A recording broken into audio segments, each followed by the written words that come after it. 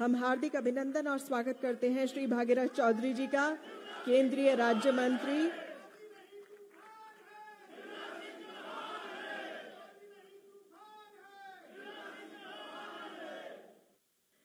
हम हार्दिक अभिनंदन और स्वागत करते हैं श्री भागीरथ चौधरी जी का, माननीय केंद्रीय राज्य मंत्री कृषि एवं किसान कल्याण मंत्रालय, भारत सरकार। हम हार्दिक अभिनंदन और स्वागत करते हैं श्री हिमांशु पाठक जी का, सचिव डेर, डायरेक्टर जनरल ICAR। मंच पर विराजे गणमान्य सभी अतिथिगणों का एक बार फिर हार्दिक अभिनंदन और स्वागत करते हुए हम माननीय सचिव महोदय का स्वागत करते हैं। अब से कुछ ही देर में हमारे साथ जुड़ने वाले हैं श्री देवेश चतुर्वेदी, सचिव कृषि एवं किसान कल्याण विभाग, भारत सरकार। मुझे ऐसी सूचना मिली थी कि माननीय सचिव महोदय कुछ विलंब से आएंगे। हम हार्दिक अभिनंदन और स्वागत करते हैं सभी सम्मानित अतिथिगणों का। और हमारे साथ मंच पर कुछ विशेष लाभार्थी जो कि हमारी योजनाओं से जुड़े हैं वो भी मंच पर विराजेंगे, तो मैं आपकी अनुमति लेते हुए उन्हें भी मंच पर आमंत्रित करती हूँ। मंच सुना है जी, जब तक किसान यहाँ नहीं बैठेंगे तब तक मंच पूरा कैसे होगा। हम हार्दिक अभिनंदन और स्वागत करते हैं आपकी जोरदार तालियों के बीच श्री भूषण सुरेश डेरे, FPO समृद्धि महाराष्ट्र। आपसे अनुरोध है कृपया हमारे साथ मंच पर विराजे। जोरदार तालियों से अभिवादन कीजिए। हम हार्दिक अभिनंदन और स्वागत करते हैं श्री कपिल बाबू, PM किसान सम्मान निधि योजना, उत्तर प्रदेश से। आपसे अनुरोध है कृपया हमारे साथ मंच पर जुड़ जाएं। स्वागत आपका, कैसे हो? जोरदार तालियों से स्वागत कीजिए श्री दुष्यंत धाकड़। बुलाते जाएं जल्दी बुलाओ। कैसे हो दुष्यंत? तो प्रणाम। आप कृषि अवसंरचना कोष मध्य प्रदेश से हमारे साथ जुड़ रहे हैं। जोरदार तालियों से स्वागत कीजिए श्री गणेश, PM फसल बीमा योजना के लाभार्थी, राजस्थान से। आइए गणेश जी, स्वागत आपका। जोरदार तालियों से अभिवादन कीजिए श्री पटेल शिवम हरेश भाई, पर ड्रॉप मोर क्रॉप के लाभार्थी, गुजरात से। कैसे हो भाई? तो सर्वप्रथम हम मंच पर आसीन सभी गणमान्य अतिथियों का हार्दिक अभिनंदन और स्वागत करते हुए उन्हें सभी को पुष्पगुच्छ भेंट कर उनका स्वागत करेंगे। मैं अनुरोध करती हूँ श्री हिमांशु पाठक, सेक्रेटरी डेर एवं डायरेक्टर जनरल ICAR से, कि वे कृपया माननीय मंत्रीवर को एक फूलों का गुलदस्ता भेंट कर उनका हार्दिक अभिनंदन और स्वागत करें। हार्दिक अभिनंदन और स्वागत करते हैं माननीय मंत्रीवर श्री शिवराज सिंह चौहान जी का। हम हार्दिक अभिनंदन और स्वागत करते हैं माननीय मंत्रीवर श्री भागीरथ चौधरी जी का। बहुत बहुत स्वागत एवं अभिनंदन माननीय सचिव महोदय श्री देवेश चतुर्वेदी जी का।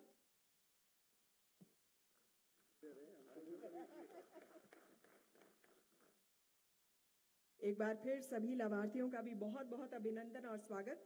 मैं माननीय मंत्रीवर एवं माननीय केंद्रीय राज्य मंत्री से अनुरोध करूंगी कि वे कृपया दीप प्रज्वलन के साथ इस समारोह का शुभारंभ करें। आप भी आइए।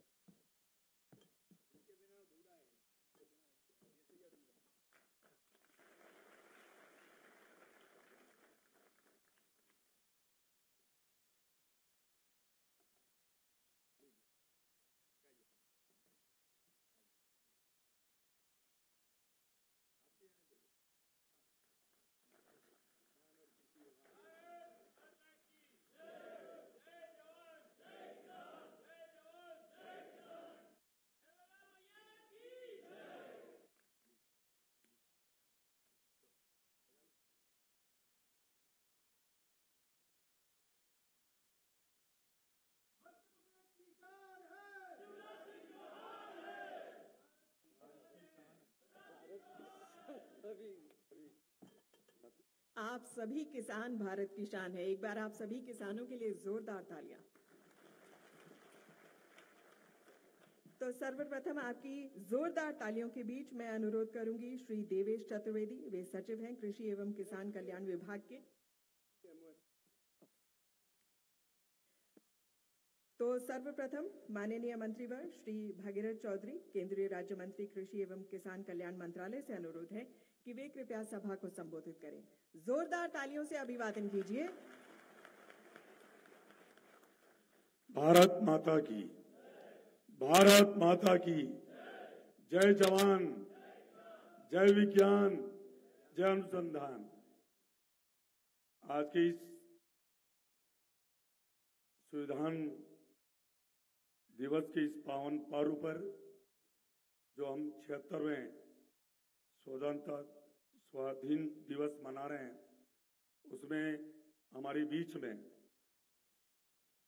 मध्य प्रदेश के कई वर्षों तक मुख्यमंत्री का दायित्व बहुत बखूबी से संभालकर आज पूरे देश के इस अन्नदाताओं के लिए, किसानों के लिए और ग्रामीण के लिए दायित्व संभाल रहे आदरणीय शिवराज सिंह जी चौहान साहब, हमारे सेक्रेटरी साहब देवेश चतुर्वेदी जी, हमारे डेर के सचिव हिमांशु पाठक जी, यहाँ उपस्थित सभी प्रगतिशील किसान भाइयों और सामने उपस्थित सभी अन्नदाता किसान भाइयों और वैज्ञानिक भाइयों, आज 76वां स्वतंत्रता दिवस हम बहुत हर्षोल्लास से मना रहे हैं।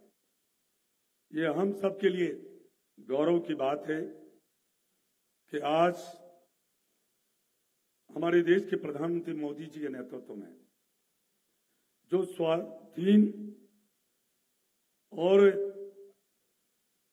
इस देश की आजादी के बाद उन्होंने 10.5 साल में जो देश की प्रगति के लिए, इस देश के अन्नदाताओं के लिए, किसानों के लिए जो उन्होंने काम किया है, काश देश की आजादी के बाद आज 77-78 वर्ष देश को आजाद हुए हो गए, यदि ऐसे इस अन्नदाताओं की चिंता करते हैं, चाहे किसान सम्मान निधि देने की बात हो, चाहे एमएसपी बढ़ाने की बात हो, 10.5 साल में जो काम किया है, आज इस देश का अन्नदाता के चेहरे पे थोड़ी सी सुर्खी आने की बहुत बड़ी एक झलक दिख रही है।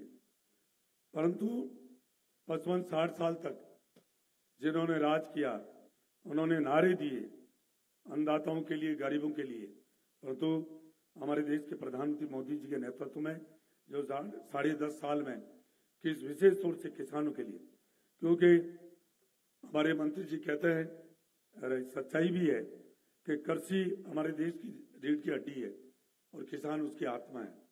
जब तक किसान के घर में खुशहाली नहीं आएगी, जब तक देश समृद्ध नहीं हो सकता है। किसान की कोई आयु सीमा नहीं है काम करने की, बूढ़े से लेकर बच्चे तक, महिला, और किसान की कोई समय सीमा भी नहीं है। कोई समय नहीं है, कोई 8 बजे जाता मजदूरी करने और 5 बजे उसको छुट्टी मिल जाती है, ऐसा भी नहीं है। वो रात और दिन मेहनत करता है, 145 करोड़ जनता का पेट भरता है।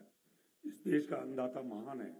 मैं कह सकता हूं कि आज इस किसानों की खुशहाली के लिए हमारे वैज्ञानिक और हमारे कृषि मंत्रालय आदरणीय शिवराज सिंह जी साहब के नेतृत्व में जो आज जब से इन्होंने ये दायित्व संभाला है, तब से प्रधानमंत्री जी से इनसे उनके नेतृत्व में दोनों मिलकर इस किसानों की खुशहाली के लिए रात और दिन मेहनत कर रहे हैं। हमें नई तकनीकी से हमें कृषि करने की जरूरत है और हमारी ये धरती भी बीमार हो गई है, इसको भी बचाना है और हमें आत्मनिर्भर भी बनना है। वो समय था जब लाल बहादुर शास्त्री जी प्रधानमंत्री थे और उन्होंने कहा था कि देशवासियों एक हफ्ते में 1 दिन का उपवास रखें। परंतु आज हमारे वैज्ञानिकों को मैं बहुत बहुत साधुवाद देना चाहूंगा कि उनके वैज्ञानिकों ने इस देश को खाद्यान्न आत्मनिर्भर बनाया। परंतु अभी भी दलहन और तिलहन की, फल और फूल की हमें आज भी उसको आत्मनिर्भर बनने की हमें आवश्यकता है और हमें नए तकनीकी से और हमें जैविक खेती और प्राकृतिक खेती की ओर जाना होगा। धरती को बेकार होने से भी बचाना होगा। इसलिए सभी यहाँ वैज्ञानिक भाई भी है, अन्नदाता किसान भाई बहने भी हैं। मैं सबसे निवेदन करना चाहूंगा कि हमें इस धरती को क्योंकि मैं हमेशा कहता हूं, मुझे जुकाम हो गई, डॉक्टर के पास गया, डॉक्टर साहब ने मुझे कहा दो खुराक लेनी है सुबह शाम।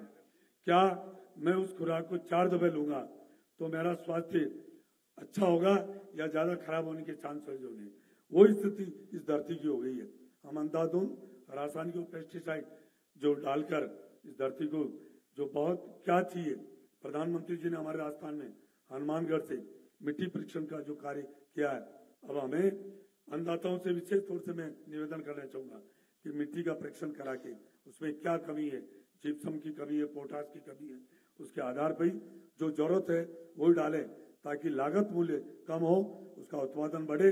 जब तक लागत मूल्य कम नहीं होगी, उत्पादन बढ़ेगा नहीं, तो किसान के घर में खुशहाली नहीं आएगी। इसलिए मैं इतना ही निवेदन करना चाहूंगा कि इसके ऊपर पूरा ध्यान देकर हमें जैविक खेती और प्राकृतिक खेती, नेचुरल खेती के ऊपर भी जाना है। मैं पुनः हमारे कृषि मंत्री जी का आभार व्यक्त करना चाहूंगा कि इन्होंने रात और दिन, मैं कहूँ किसानों की चिंता करके, अभी कह रहे थे जब तक अन्नदाता यहाँ किसान नहीं आएंगे तब तक ये स्टेज की शोभा नहीं बढ़ेगी। और इन्होंने नारे भी लगे, क्या नारे लगाए? आंधी नहीं तूफान है, शिवराज सिंह जी चौहान है। वाकई में ऐसे ही है। इनके नेतृत्व में मैं पूरे हिंदुस्तान के अन्नदाता किसानों को आश्वस्त करना चाहूंगा कि शिवराज सिंह जी के नेतृत्व में इस 2029 तक किसान समृद्ध होगा, खुशहाल होगा, और वो खुशहाल संपन्न होगा तो ये देश विकसित राष्ट्र बनेगा, खुशहाल राष्ट्र बनेगा। आपका बहुत बहुत आभार, बहुत बहुत धन्यवाद। धन्यवाद माननीय मंत्रीवर, आपके उत्साहवर्धन के लिए और इस जोश भरे शब्दों के लिए। और अब जैसा कि समारोह की परंपरा रही है, मैं आमंत्रित करती हूँ श्री शिवराज सिंह चौहान जी को। माननीय मंत्रीवर से अनुरोध है कि ये लाभार्थी जो हैं, आप उनसे यदि कुछ बातचीत करेंगे, और किसान भाई जो आपको सुनने के लिए बेहद उत्सुक है। जी, तो मैं लाभार्थियों को एक एक करके बुलाऊंगी। आपसे अनुरोध है कि आप अपने, ये बार बार लाभार्थी ना कहें, ये किसान भगवान है जी। लाभार्थी क्या है? लाभ देके तो इनका हम एहसान ले रहे हैं। तो हमारे किसान भाई जो हमारे साथ मंच पर विराजे हैं,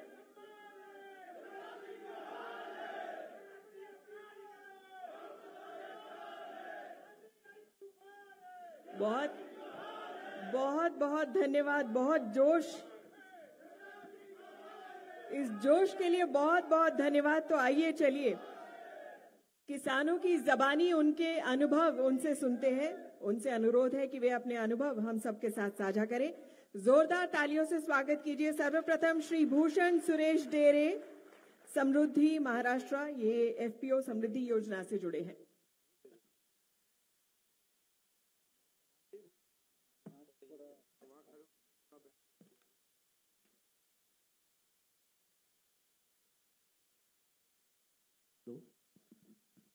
मामा जी, सर्वप्रथम नमस्कार। महाराष्ट्र से दक्षिण काशी वाई सातारा की उस धरती से आया हूं, और आपके साथ 2-3 बार मुलाकात हुई हमारी। हर एक बारी में हम एक स्टेप आगे जा रहे हैं। पिछली बार 23 दिसंबर को पुणे में आप आए थे किसान सम्मान, तो वहां पर हमारे कुछ प्रोडक्ट्स का लोगो बैनर का अनुमोदन आपने ये किया था, विमोचन। आज हम चाहते एक हमारे प्रोडक्ट्स का आप कीजिए और मैं आगे बात करता हूं।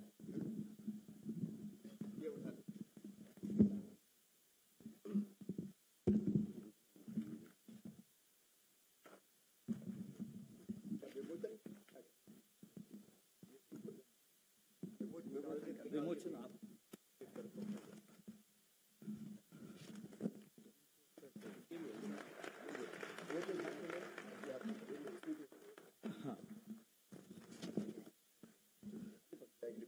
ये है सर अंतर्राष्ट्रीय लेवल पर जाने वाला प्रोडक्ट, और आपके हाथों से करकमलों से हुआ ये हमारे जी धन्यवाद। ये एक पहल है हमारी तरफ से, जो हमारे किसान है। आज तक हमारे किसान एक प्राइमरी प्रोडक्शन ही कर रहे थे।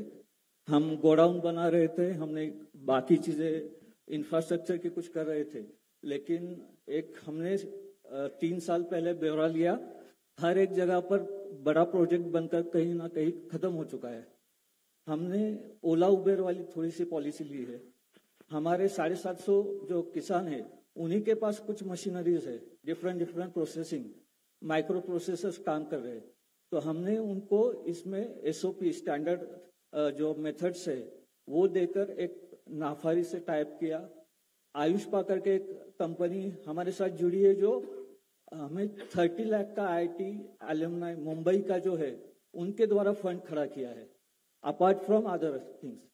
तो ये आगे जाकर एक ब्रांड ऐसा बनेगा जिसमें FPO का सिर्फ नाम है, लेकिन बिकेगा ये अपने दम पर, क्वालिटी पर। ये हमारा एक क्या बात है, बहुत बहुत बधाई आपको। 2-3 चीजें सिर्फ इसमें यह है कि हमने अभी 3 करोड़ का 3 साल में टर्नओवर हुआ है। हमारा NFSM आपके द्वारा जो है एक गोडाउन भी बना है, और हम खाद जो नेचुरल खाद की अभी बात चल रही है तो वो भी हम प्रोडक्शन में जा रहे हैं। तो मेरी एक 3-4 चीजें थी, मैं वर्ड में बोलूंगा, आप विस्तार से बाद में बता दीजिए या कुछ कर दीजिए। हमारी विनती ये है कि अगर MSP सेंटर हमें चलाने के लिए मिल जाए। सोयाबीन हमारे यहाँ बहुत है, और मुश्किलात थी कि जो कन्वेंशनल दिया जाता है नाफेड या आदर्श के द्वारा, उसमें उतनी जल्दी नहीं। हम 200-300 टन का प्रोडक्शन का उसका पूरा विमोचन या सेल कर देते हैं, सीड प्रोडक्शन भी, लेकिन एक हमें MSP सेंटर कायम स्वरूपी मतलब चलाने के लिए हर साल दिया जाए तो हमारे किसानों के लिए अच्छा रहेगा। दूसरी बात थी ऑर्गेनिक फर्टिलाइजर मैन्युफैक्चरिंग पर भी सब्सिडी है, तो हम वो काम कर रहे हैं, तो उसके बारे में। तीसरा सबसे बड़ा है, COP29 में भी चर्चा हुई थी, कार्बन क्रेडिट पॉलिसी पर हमें अगर कुछ बताया जाए तो हम हमारे किसानों को डायरेक्ट बेनिफिट, क्योंकि वो भी उनको जैसे आप 2000 दे रहे हैं, तो कार्बन क्रेडिट पॉलिसी द्वारा भी हम उनको फायदा दे सकते हैं। तो ये एक बात है। और हमें नीरा बोर्ड करके है पुणे या महाराष्ट्र में, कि छोटे छोटे बड़े शहरों में एक स्टॉल्स बनते हैं और उन पे वो बेचते हैं। हमें अगर वो मिल जाए परमिशन तो हम गन्ने का रस बेचेंगे। गन्ना 3 रुपए किलो जाता है, लेकिन गन्ने का रस निकाला जाए तो वो 20 रुपए 25 रुपए देता है। हमारे किसानों का गन्ना हम लाकर प्रोसेस करके बेचेंगे। तो ऐसी कुछ और भी है, लेकिन ये मैं अभी शॉर्ट में आपको सिर्फ एक निवेदन देता हूँ। धन्यवाद। ऐसे 2 निवेदन जी।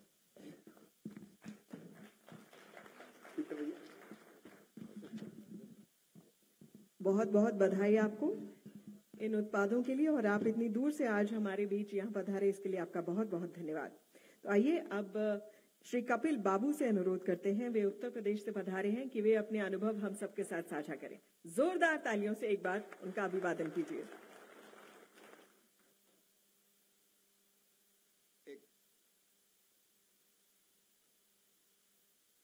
हेलो, सभी को मेरा नमस्कार। मेरा नाम कपिल बाबू है, डिस्ट्रिक्ट बरेली, और गांव पड़ता मेरा मधुनगला।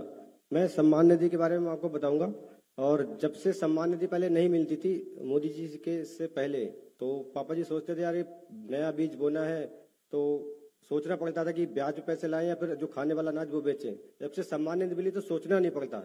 और जब से प्राकृतिक खेती करना शुरू किया है तो तब से टेंशन तो फ्री होगी कि ज्यादा खर्चा ही नहीं है।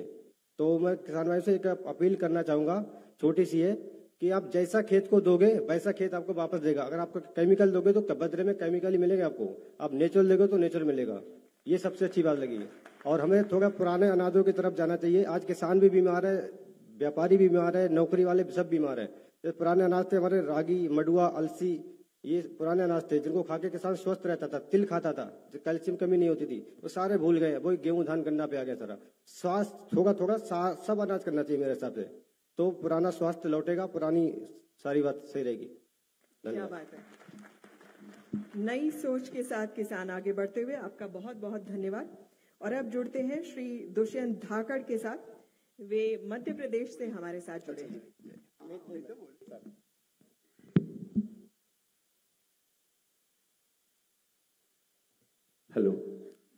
भारत माता की, भारत माता की। भाई हम 76वां गणतंत्र दिवस मना रहे हैं और आवाज नहीं आ रही है, आवाज में बहुत कमजोरी है। भारत माता की, भारत माता की।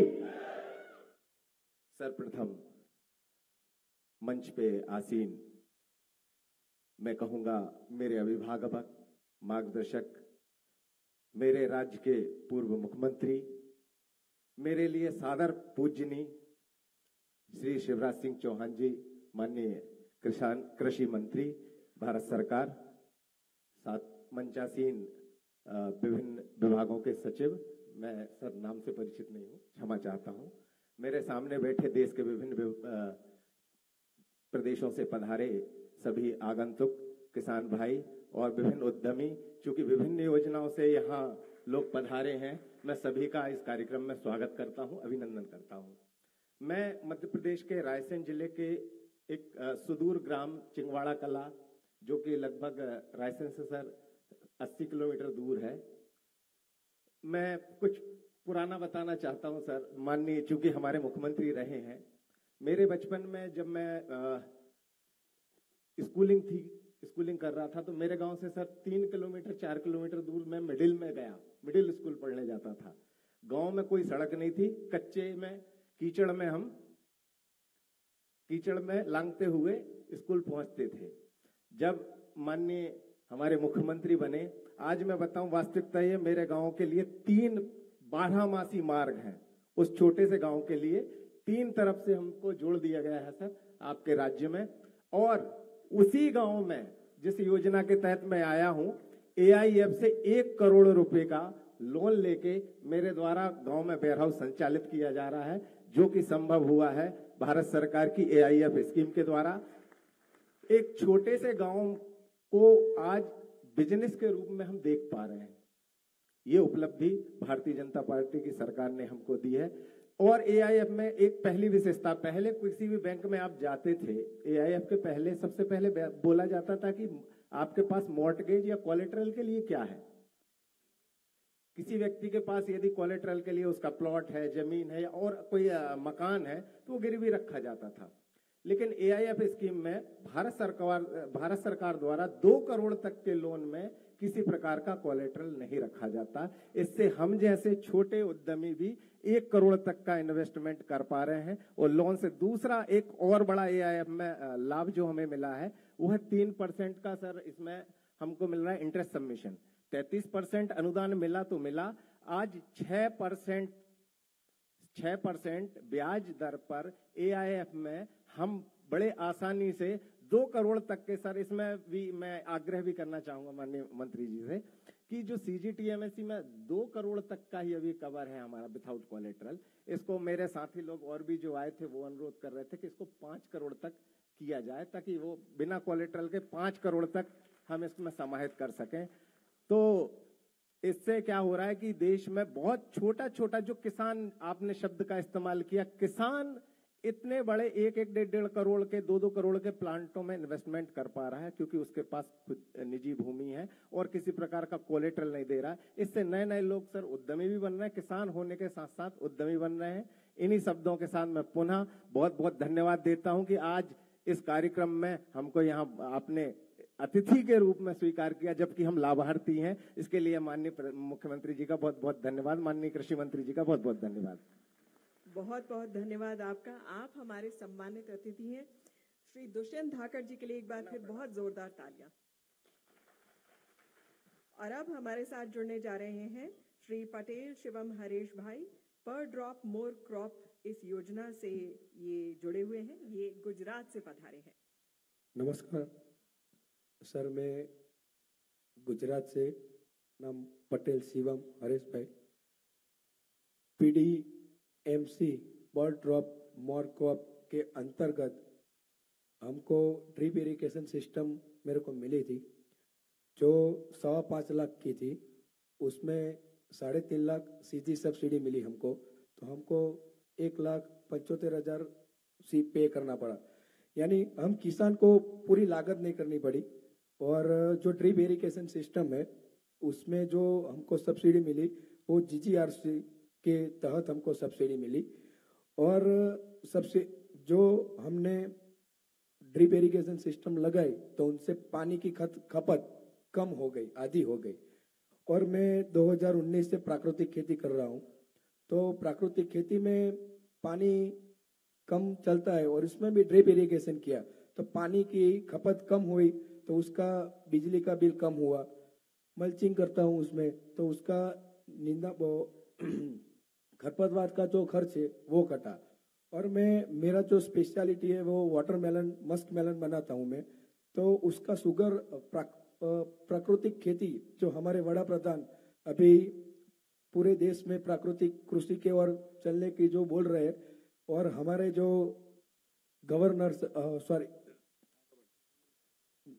साहब है जो हमारे आचार्य देवदर्शी, जो पूरे गुजरात में प्राकृतिक कृषि की जो मुहिम चला रहे उसमें हम भी सहभागी है। तो प्राकृतिक कृषि में जो मैं वाटरमेलन, मस्क मेलन बनाता हूँ, तो प्राकृतिक कृषि में से जो बनता है वाटरमेलन उसका शुगर सर 14 से 15% मिलता है, और मस्क मेलन का 20% तक मेरा शुगर जाता है। और टोटली जो माल है वो मैं फार्मर टू कस्टमर सेल करता हूँ, तो मेरे को पूरा उसका मुनाफा मिलता है। और ड्रिप इरिगेशन से प्लांट को जितना पानी चाहिए उतना ही मिलता है, तो उसका जो बोलते हैं उसको जीवात वगैरह जो जीवामृत, घन जीवामृत तो उससे दे ही सकते हैं, लेकिन इंसेक्टिसाइड जो बोलते हैं वो भी कम लगता है क्योंकि उसको पानी हम कम दे रहे हैं। तो हमारे जो ड्रिप इरिगेशन सिस्टम में गुजरात में ऐसा मैं समझ रहा हूँ कि बहुत सारी स्कीमें हैं, लेकिन ड्रिप इरिगेशन लेने के लिए हमको सब्सिडी काट के पैसा देना पड़ता है, तो वो बहुत बढ़िया चीज है। और प्राकृतिक कृषि हमारे गुजरात में जोर शोर से अभी आगे बढ़ रही है, तो हमारे जो गुजरात से जो भी किसान है और भारत के सभी राज्य के जो किसान हैं उन लोगों को मेरा एक ही निवेदन है कि प्राकृतिक कृषि जल्द से जल्द अपनाए, क्योंकि प्राकृतिक कृषि में जो लागत है वो कम लगती है और उसका प्रोडक्शन अच्छा होता है।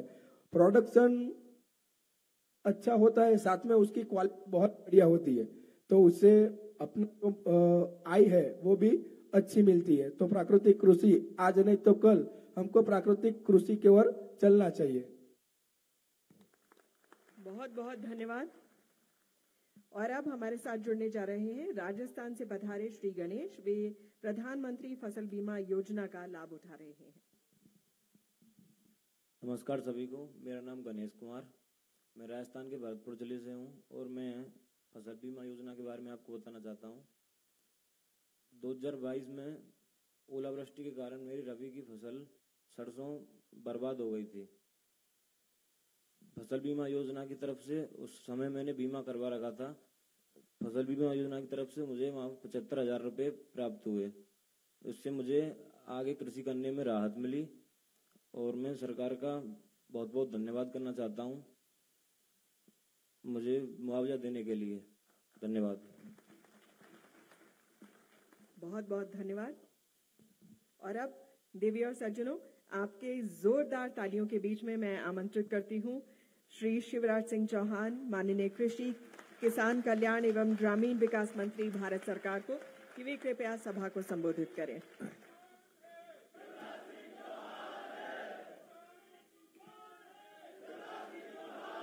बोले भारत माता की, भारत माता की, किसान भगवान की।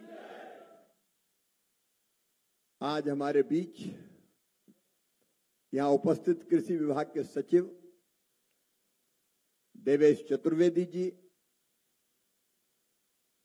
हमारे आईसीआर के मुखिया पाठक जी,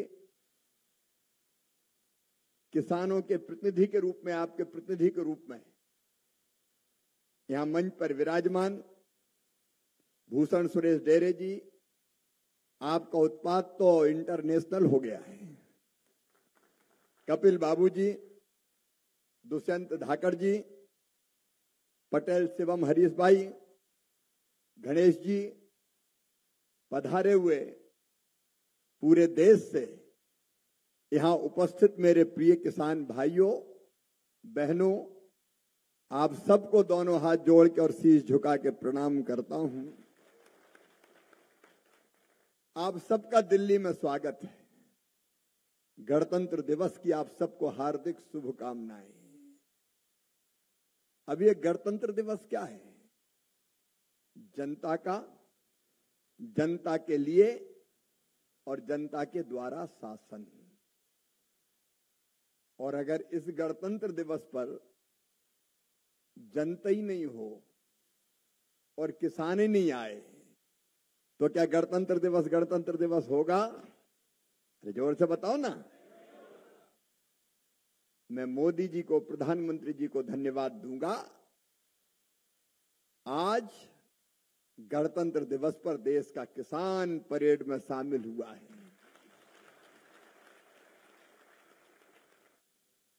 कृषि भारतीय अर्थव्यवस्था की रीढ़ है और किसान उसकी आत्मा, किसान प्राण है।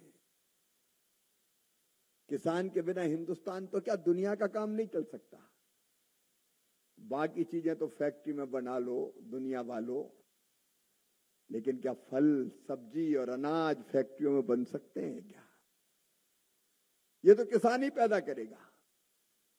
और इसलिए मैं अपने आप को मंत्री नहीं समझता, किसानों का सेवक समझता हूं। आपकी सेवा मेरे लिए भगवान की पूजा है। और इसी भाव से प्रधानमंत्री जी के नेतृत्व में कृषि विभाग काम करने की कोशिश कर रहा है। किसान भाइयों, अभी हमारे कुछ प्रतिनिधियों ने अलग अलग योजना के बारे में बात की। किसान का कल्याण के बिना, किसान के विकास के बिना विकसित भारत नहीं बन सकता। और इसलिए प्रधानमंत्री जी के नेतृत्व में 6 सूत्रीय रणनीति हम लोगों ने बनाई है। अगर किसान को सुखी करना है, खेती को फायदे का सौदा बनाना है, तो 6 काम सरकार कर रही है, करना पड़ेगा। और मैं पूरे देश में जा रहा हूं, हर प्रदेश में जाने की कोशिश कर रहा हूं, किसानों के बीच बैठ रहा हूं। परसों में बिहार में था, मखाना, केला, लीची, मक्का, अलग अलग उत्पाद होते हैं। उसके पहले मैं कर्नाटक गया था, सुपारी उत्पादक किसानों से मिला था। उसके पहले मेघालय, उसके पहले आसाम, उसके बाद छत्तीसगढ़। देखो, किसानों के कल्याण की नीतियां अगर बननी है तो किसान के बीच उससे बात कर कर ही बनानी पड़ेगी, तब सच्चाई का पूरा ज्ञान हो। और इसलिए हमने जो रणनीति बनाई है उसमें पहला काम है उत्पादन बढ़ाना। पर एकड़, पर हेक्टर हम उत्पादन कैसे बढ़ा सकते हैं? अभी आपने देखा पर ड्रॉप मोर क्रॉप का उदाहरण शिवम हरेश भाई जी ने दिया था। हम अगर उत्पादन बढ़ाना चाहते हैं तो पानी चाहिए। रहीमन पानी राखिए, बिन पानी सब सून। खेती के लिए तो पानी जरूरी है। और मैं फिर प्रधानमंत्री नरेंद्र मोदी जी को धन्यवाद दूंगा। सिंचाई की व्यवस्था करने में जो नेतृत्व कर रहे हैं, नदी जोड़ो योजना प्रधानमंत्री, पूर्व प्रधानमंत्री श्रीमान अटल बिहारी वाजपेयी जी का सपना था। उस सपने को पूरा करने का काम नरेंद्र भाई कर रहे हैं। मध्य प्रदेश में ही कैन और बेतवा जोड़ने का काम प्रारंभ हो रहा, अलग अलग राज्यों में अलग अलग नदियां।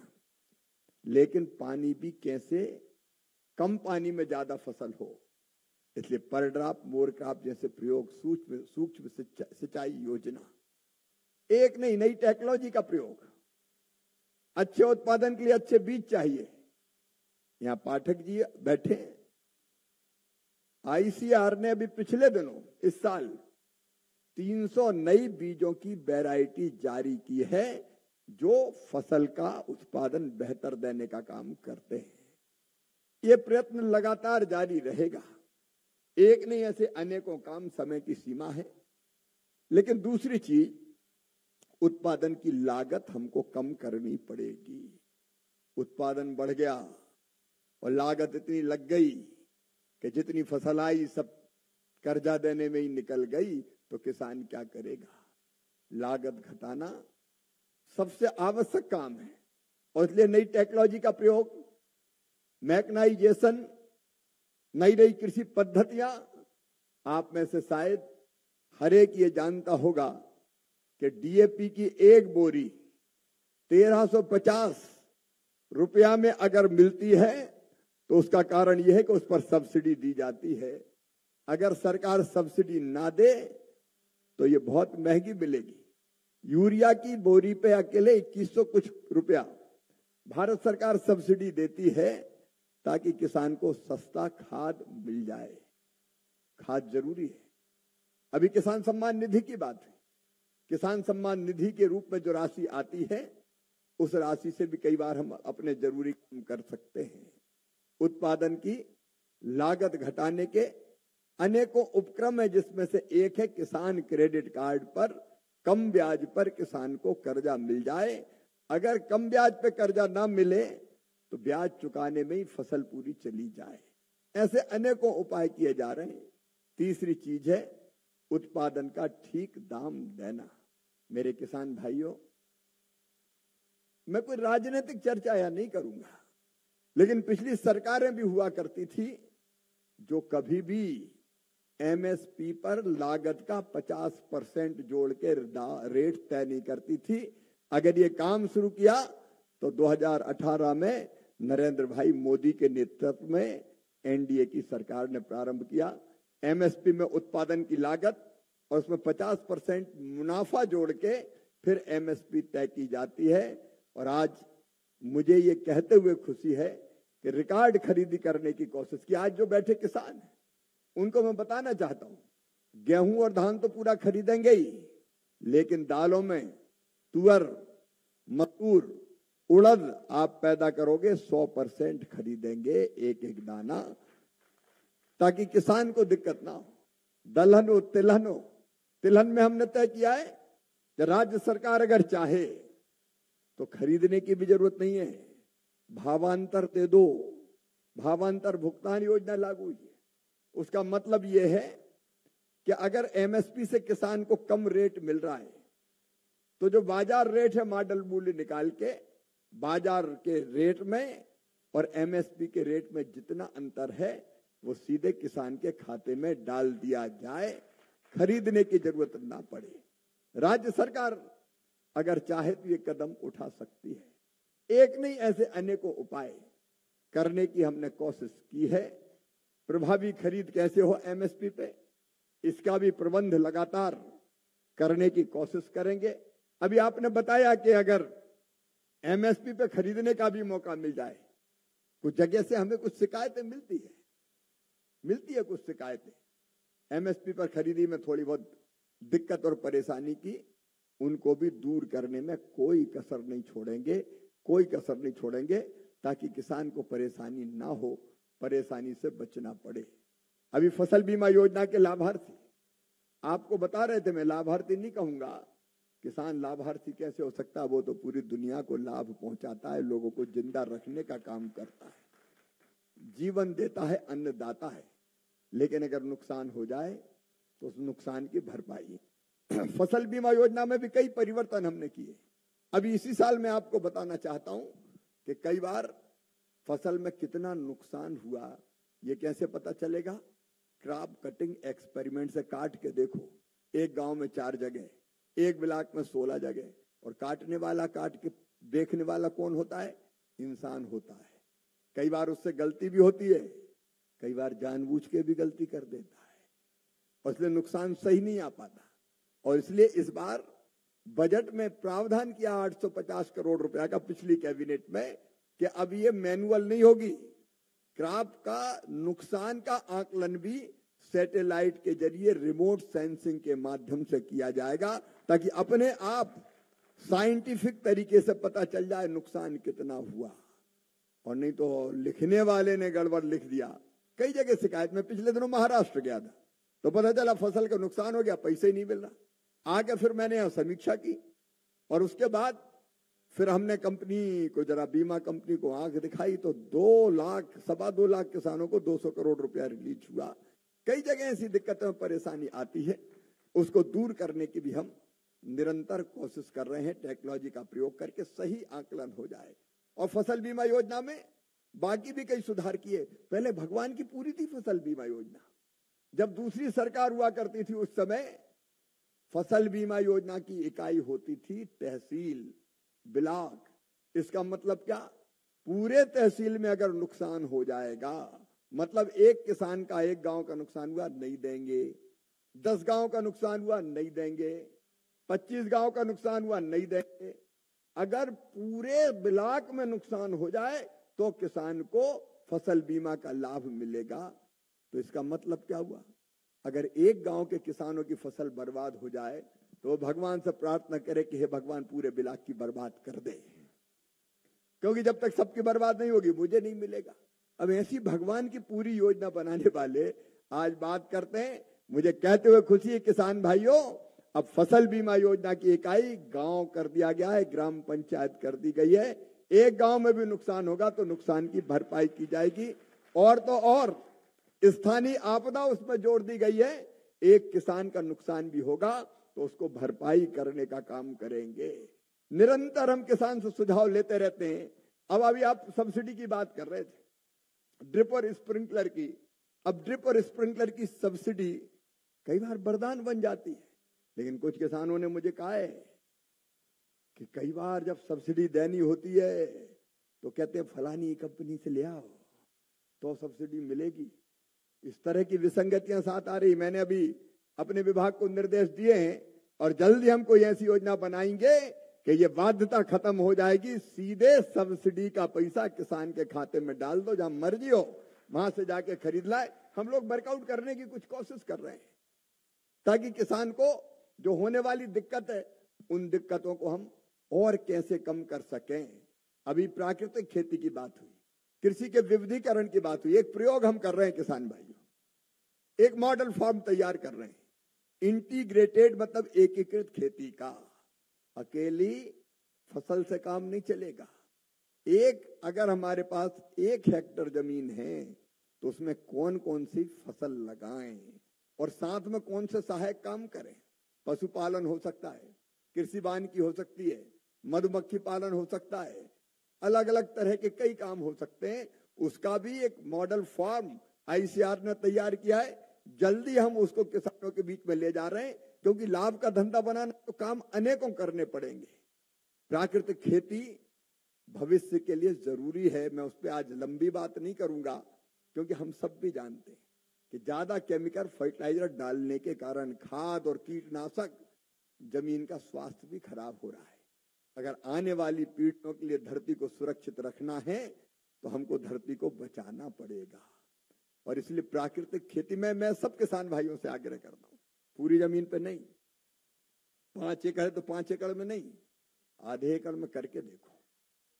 मैं दावे के साथ कहता हूं, अगर विधि पूर्वक प्राकृतिक खेती की जाएगी तो उत्पादन भी कम नहीं होगा। मैं नहीं कह रहा, वैज्ञानिक प्रयोग ये सिद्ध कर रहे हैं। तो धीरे धीरे हम उस दिशा में भी सोचने का काम करें।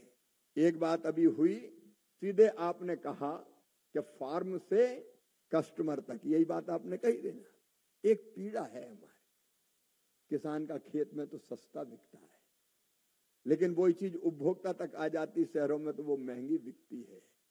किसान पैदा करे, टमाटर 5 रुपया किलो, 6 रुपया किलो, 8 रुपया किलो, 10 रुपया किलो, और दिल्ली बंबई पहुंच जाए तो टमाटर और लाल हो जाता है, 50 रुपया किलो, 60 रुपया किलो।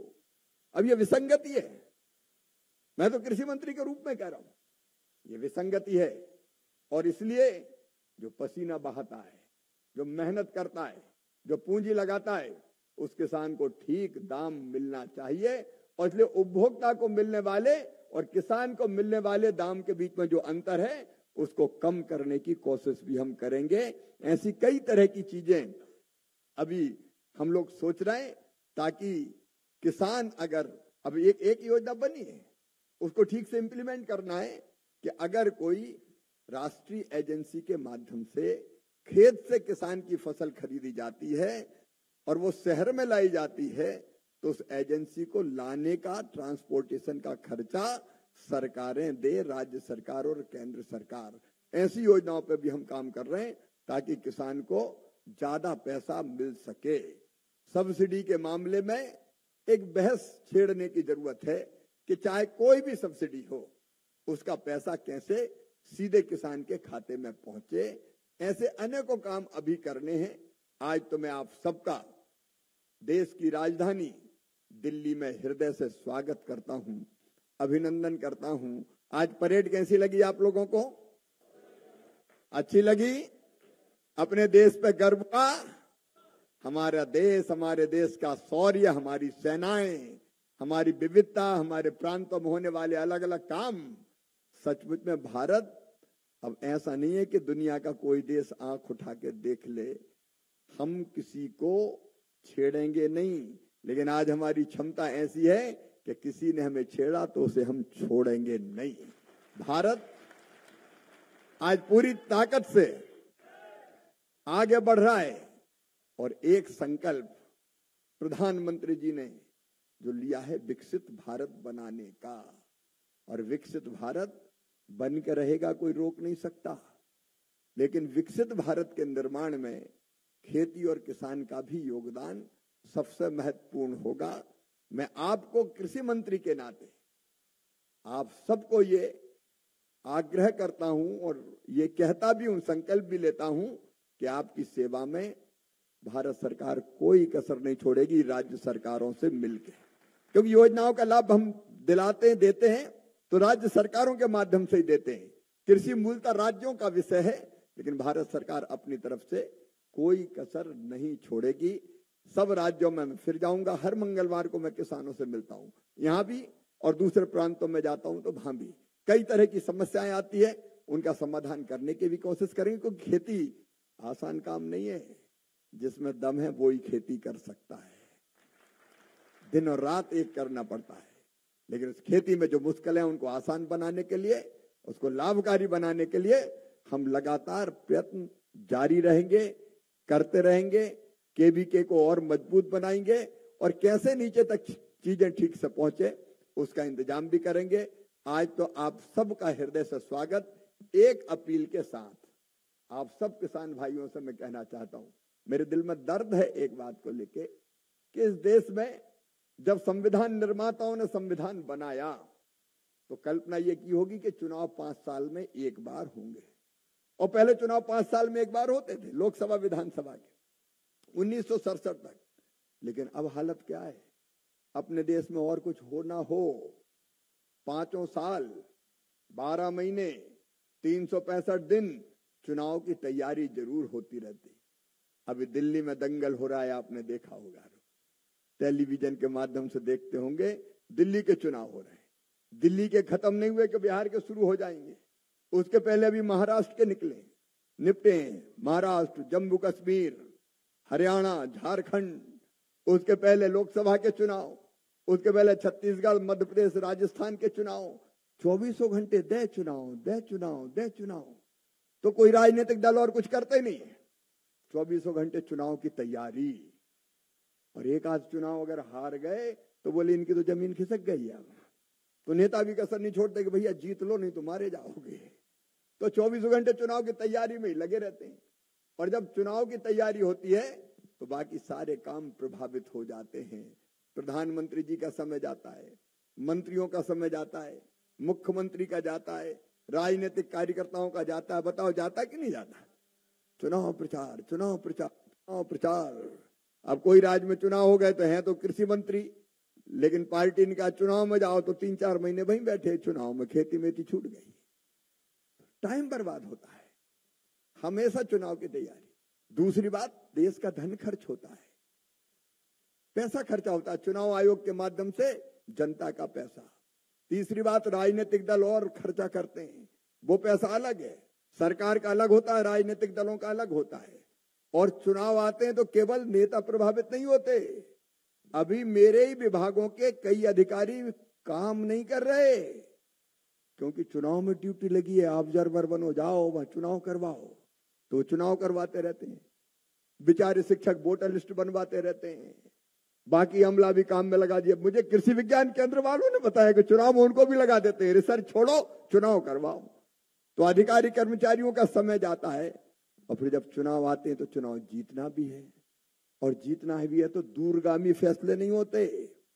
कोई कड़ा निर्णय देश के हित में मत लो, नहीं तो वोट कट जाएंगे। तो बांटो बस, बाकी कुछ करो ही मत। और इसलिए देश का लंबे समय के लिए नुकसान होता है, और इसलिए किसान भाइयों, एक अभियान देश में चलना चाहिए कि संविधान में संशोधन करके 5 साल में एक साथ लोकसभा विधानसभा के चुनाव होना चाहिए। बताओ होना चाहिए कि नहीं? जोर से बताओ होना चाहिए कि नहीं? तो ये अभियान चलाना है। बार बार चुनाव विनाशकारी है। 5 साल में एक बार हो जाए तो 4.5 साल दिन रात काम करो भैया। यहाँ तो चुनाव में ही लगे रहते हैं दिन और रात। और इसलिए आइए, आज देश का किसान, देश के किसानों के प्रतिनिधि किसान यहाँ बैठे, हम भी संकल्प लेंगे कि हम जन जागरण करेंगे और पूरे देश को जागृत करके हम ऐसी परिस्थिति बनाएंगे कि दोनों चुनाव एक साथ हो जाए, लोकसभा विधानसभा के, ताकि देश की प्रगति और विकास और जनता का कल्याण बाधा ना आए। तैयार हैं आप सब? सब तैयार हैं? तो मेरे साथ दोनों हाथ ऊपर उठाइए, दोनों मुट्ठी बांधिए और भारत माता की जय बोल के ये उद्घोष कीजिए कि दोनों चुनाव एक साथ होना चाहिए, विधानसभा और लोकसभा के 5 साल में एक बार। बोलिए भारत माता की, भारत माता की, भारत माता की। एक बार दिल्ली में फिर आपका स्वागत। दिल्ली आपकी है, दिल वालों की है, और किसान से बड़ा दिल वाला कौन हो सकता है? आपका एक बार मैं फिर हृदय से स्वागत करता हूं। बहुत बहुत धन्यवाद, प्रणाम, नमस्कार।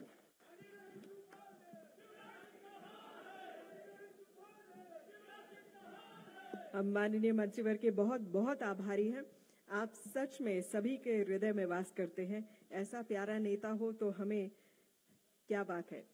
तो मैं अब आमंत्रित करती हूँ श्री देवेश चतुर्वेदी, सचिव कृषि एवं किसान कल्याण विभाग को, कि वे कृपया सभा के सम्मुख धन्यवाद प्रस्ताव रखें।